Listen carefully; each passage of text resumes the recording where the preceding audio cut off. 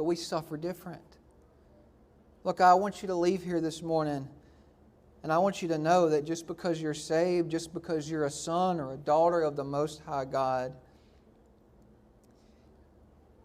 know that you will be affected by the curse. Because if you're in the flesh, if you're living around the flesh, if you're living in a cursed world, it's something that we've got to deal with. But Paul shares with us in this passage how we're to deal with it. He shares with us like, yeah, we're in a cursed world, but we know there's a cure. We know there's a glory coming.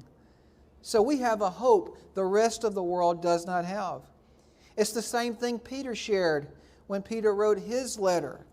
He said, always be ready to give a defense for the hope that is within you. When people look at your suffering, they see something different.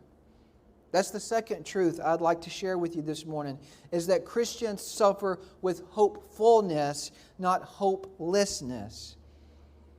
He explains to them how he views suffering. And he says, listen, yes, we suffer. And yes, right now, at the present time in verse 18, I'm suffering now. And if you know church history, Paul will go on and he'll end up being beheaded. A good death for back then because he's a Roman citizen.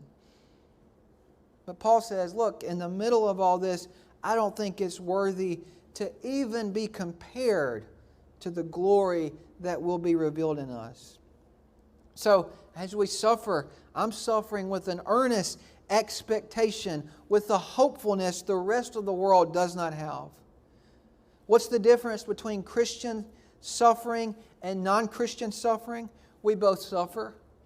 We both deal with illnesses. We both deal with stress. We both deal with anxiety. But only the Christian suffers with a hope. Only the Christian suffers with a peace that surpasses all understanding.